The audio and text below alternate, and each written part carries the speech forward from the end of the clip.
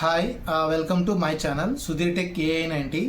So ఈ video చేయడానికి main reason ఏంటంటే చాలామందికి బీటెక్లో ఏ కోర్సులో జాయిన్ అయితే వాళ్ళకి బెనిఫిట్స్ ఎలా ఉంటుంది అనే దాని గురించి చాలామందికి తెలియదు. సో ఫస్ట్ ఆఫ్ ఆల్ ఏంటంటే నేను తెలుగులో ఒక ప్రాపర్గా 1 by 1 కోర్స్ గురించి మీకు ఎక్స్ప్లెయిన్ చేయడం జరుగుతుందండి. సో ఇక్కడ ఏంటంటే ఫస్ట్ ఇప్పుడు ప్రజెంట్ ఉన్న ట్రెండింగ్ సబ్జెక్ట్లలో అది కాలేజీని బట్టి ఉంటుందండి. ఎందుకంటే ఒకవేళ మనకి టాప్ మోస్ట్ కాలేజీలు అయితే ఆల్మోస్ట్ అందులో సిఎస్సి ఉంటుంది, ECE, triple mechanical, civil engineering, తర్వాత నెక్స్ట్ అంటే దట్ మీన్స్ మిషన్ లెర్నింగ్ రిలేటెడ్గా కోర్సెస్, తర్వాత కొన్ని రీసెర్చ్ సంబంధించిన కోర్సెస్, తర్వాత ఏరోనాటికల్ సంబంధించిన కొన్ని కోర్సెస్, అంటే ఏంటంటే వాళ్ళకి తర్వాత నెక్స్ట్ డ్రోన్స్కి రిలేటెడ్గా కోర్సెస్ చాలా ఉంటాయి. బట్ ఏంటంటే నేను వాటి గురించి మాట్లాడను. ప్రజెంట్ ఏంటంటే మనకి ఎక్కువగా సిఎస్సి డిపార్ట్మెంట్లో ఏ కోర్స్ తీసుకుంటే యూస్ఫుల్ అవుతుంది స్టూడెంట్కి అనే దాని గురించి మీకు ఈరోజు ఎక్స్ప్లెయిన్ చేస్తాను. సో ఇక్కడ మనకి ఏ కాలేజీ అయినా సరే సిఎస్సి అనేది ఆఫర్ చేస్తారండి. CSE engineering, computer science engineering అండి. సో ఈ సిఎస్సి డిపార్ట్మెంట్లో ఫస్ట్ డిపార్ట్మెంట్ ఏంటంటే ఇది మదర్ డిపార్ట్మెంట్. ఈ మదర్ డిపార్ట్మెంట్ నుంచే మనకి సబ్ బ్రాంచెస్గా డివైడ్ అయిన కొన్ని బ్రాంచెసే information technology, first IT. So ఈ ఐటీ తర్వాత ప్రజెంట్ ఏంటంటే మనకి సిఎస్ఐటి ఇదొక బ్రాంచ్, తర్వాత నెక్స్ట్ డిఎస్ డేటా సైన్స్ ఇదొక బ్రాంచ్, తర్వాత next AIML so artificial engineering and machine learning రిలేటెడ్గా ఇదొక బ్రాంచ్. తర్వాత నెక్స్ట్ నేనేమంటానంటే ఇవన్నీ sub branches of CSC department.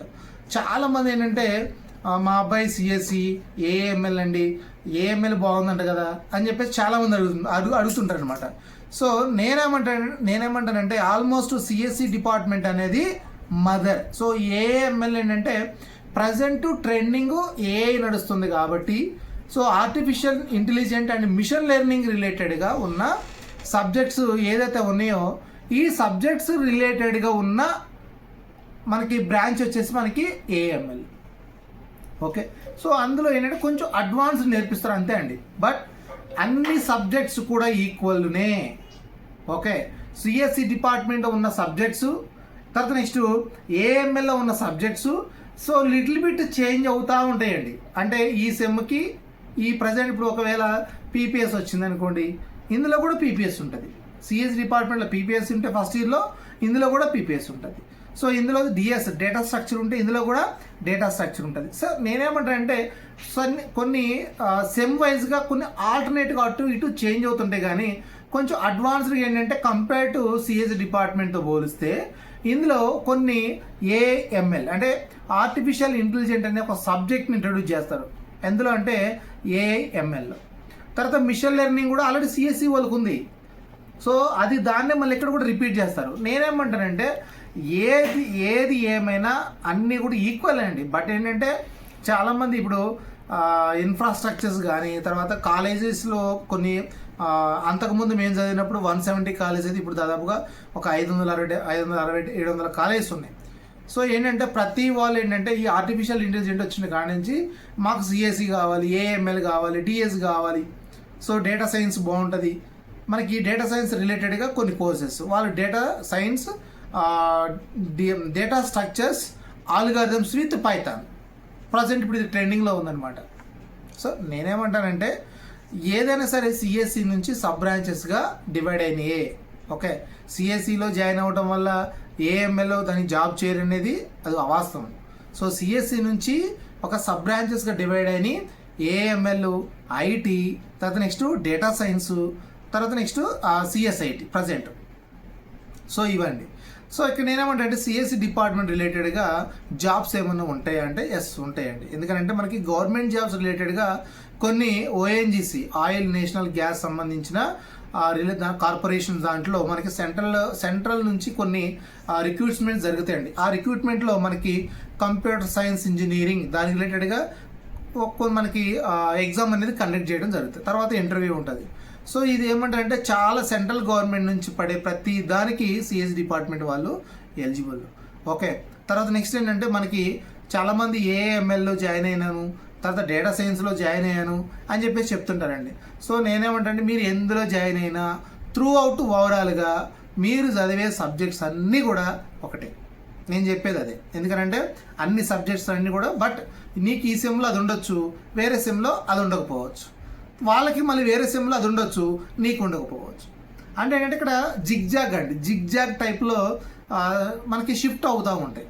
Okay, but ఏంటంటే ఏఎంఎల్లో జాయిన్ అవ్వడం వల్ల ఏంటంటే ఆర్టిఫిషియల్ ఇంటెలిజెంట్, తర్వాత మిషన్ లెర్నింగ్ సిఎస్సి వాళ్ళు కూడా ప్రజెంట్ థర్డ్ ఇయర్లో ఉంది. సో నేనేమంటానంటే అన్నీ ఒకటే, నేనైతే చెప్పదలుచుకునేది. తర్వాత నెక్స్ట్ ఈసీ అండి. సో మనకి ఈ ఎలక్ట్రానిక్ కమ్యూనికేషన్స్ ఇంజనీరింగ్లో జరిగేది ఏంటంటే వీళ్ళకి 2 ఛాన్సెస్ ఉంటాయి. ఒకటేమో వాళ్ళు సాఫ్ట్వేర్ సైడ్ పోవచ్చు, ఇంకొకటేమో ఎంబెడెడ్ సైడ్ పోవచ్చు. ఓకే, సో ఈ సాఫ్ట్వేర్ సైడ్ ఏంటంటే అందుకే ఏంటంటే వీళ్ళ ఫస్ట్ ఇయర్లో అన్ని కామన్ సబ్జెక్ట్స్ ఉంటాయండి. మనకి కామన్ సబ్జెక్ట్ అంటే అసలు ప్రోగ్రామింగ్ అంటే ఏంటి, ఆ ప్రోగ్రామింగ్ రిలేటెడ్గా ప్రోగ్రామ్ ఎలా ఎగ్జిక్యూట్ అవుతుంది, ఓకే, అది ఎలా రాయాలి, దాని యొక్క స్ట్రక్చర్ ఏంటి, ప్లాట్ఫామ్స్ ఏంటి, సో ఇంటిగ్రేటెడ్ డెవలప్మెంట్ ఎన్విరాన్మెంట్ ఏంటి.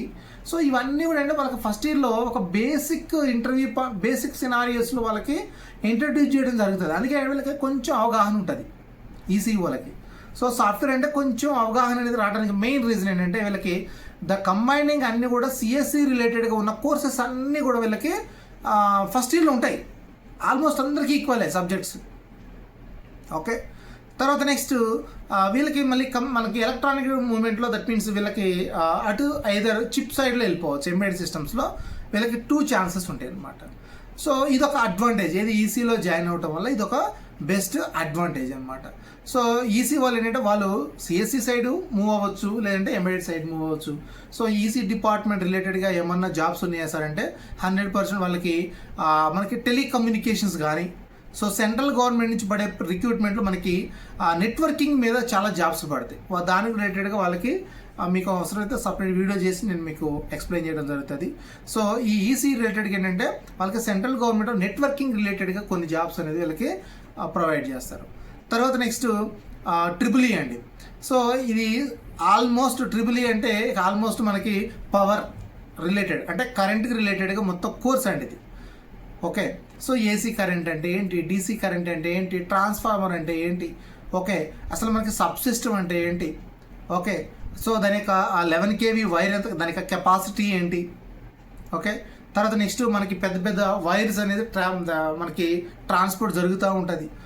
ఓకే, సో పవర్ అనేది పవర్ స్టేషన్లో సబ్ స్టేషన్లో అది ఎంతవరకు మనం దట్ మీన్స్ ఎక్కడి నుంచి ఎక్కడికి మూవ్ అవ్వాలి, ఎక్కడి నుంచి ఎక్కడికి ఆన్ చేయాలి, ఎక్కడ ఆఫ్ చేయాలి, ఓకే, పవర్ అనేది ఎలా ఎక్కడి నుంచి ఎక్కడికి వస్తుంది, మనం ఎంత రిలీజ్ చేయాలి అనే ప్రతిదీ each and every pin to pin ఉండేది ట్రిపుల్ ఈ డిపార్ట్మెంట్.